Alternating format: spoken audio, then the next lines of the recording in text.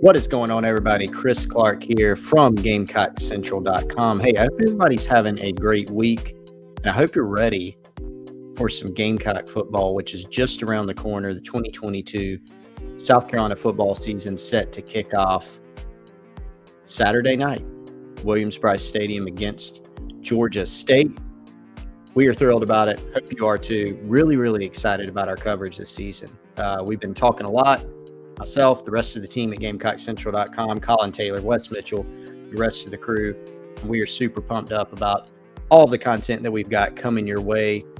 Please join us all season, GamecockCentral.com. We want you to be part of the community. We want you to be part of the family. But first, the purpose of today, this video, is we want to dive in to one of the nation's top prospects. Obviously, the 2022 football season is here, but also signing day just around the corner for the 2023 class. The early signing day will be here really before we know it in December. South Carolina, 20 verbal commitments after picking up Desmond Umeozulu of Maryland, another four-star defensive lineman.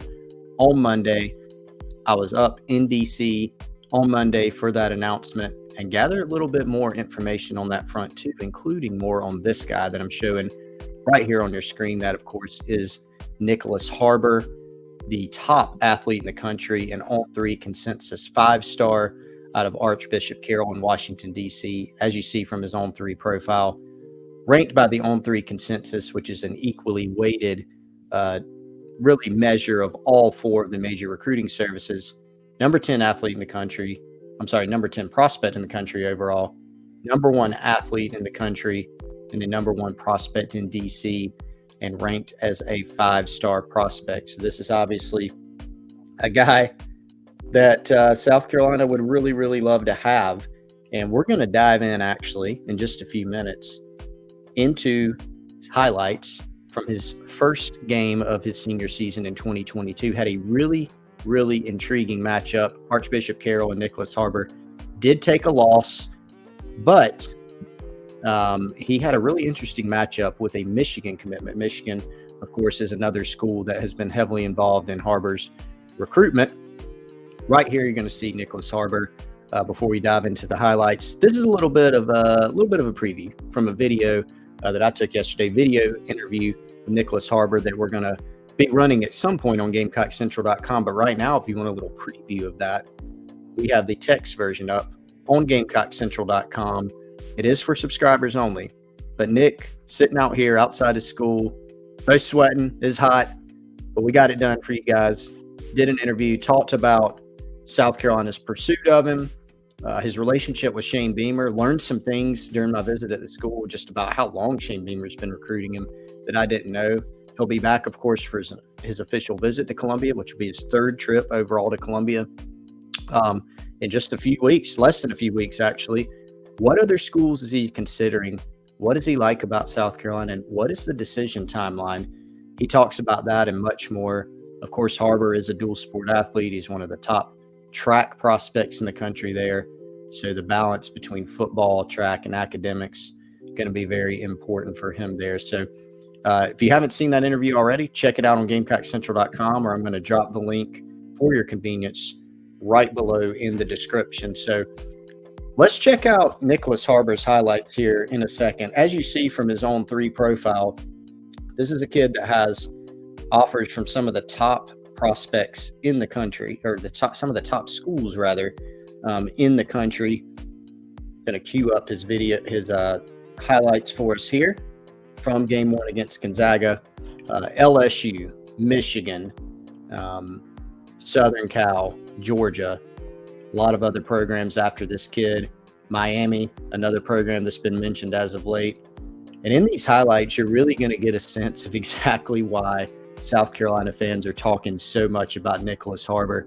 A lot of chatter on social media, a lot of message board talk on the Insiders Forum on GamecockCentral.com. And I think there's a reason for it. It's highlights like this.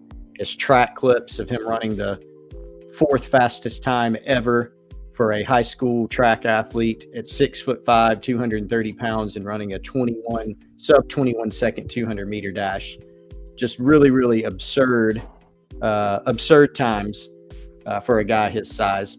But watching these clips, you're going to get a sense here. There you see he's dominating a smaller player in terms of blocking. But what Nyckoles Harbor is really going to give you is a guy who could be a kind of a big slot receiver, a red zone threat, a flex type of tight end at the next level.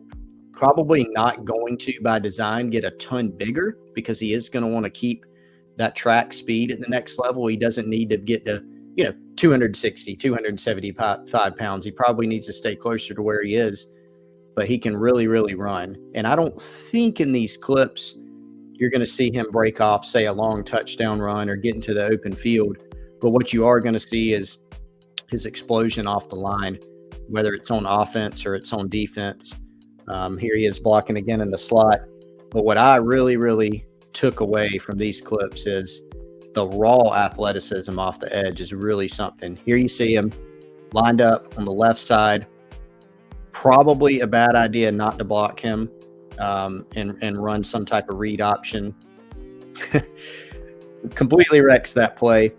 And here's the interesting thing about this matchup is you see him again lined up against the left tackle.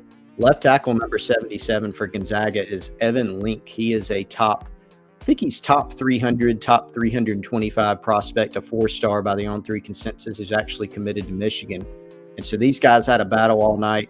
And as you're going to see from the highlights, Nyckoles Harbor had a pretty good game. He certainly turned in some highlights against Evan Link.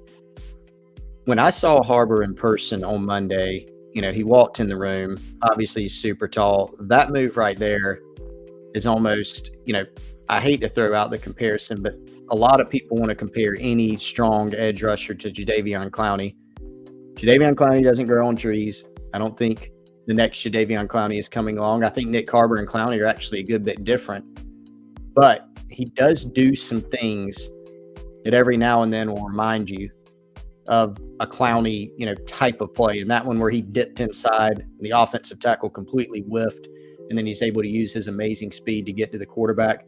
We saw in some other plays, he was able to use his long arms and length to bull rush and get the quarterback to step up, collapse the pocket from the edge, and really, really cause some havoc.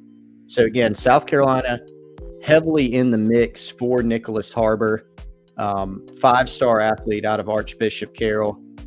If you're wondering, hey, how are these schools going to use him? How would South Carolina use him? I think it's probably a lot like what you're seeing here. You see a guy who can come off the edge and potentially be a terror for you on third downs and just use his raw athletic ability and speed to rush the passer, or a guy who can go out and play that flex tight end, big wide receiver, give you a big target, a red zone type of guy. He can really jump. He can really run. And a really, really intriguing prospect. High academic kid, track athlete, wants to go into medicine at the next level and wants to play 2 sports. So we're going to play out the rest of this by letting you finish out watching the rest of Nyckoles Harbor's highlights. Again, check out our exclusive one-on-one interview with Nyckoles Harbor. We're going to have plenty more content on this 5-star athlete throughout the rest of the week on GamecockCentral.com, but check out our exclusive interview with him.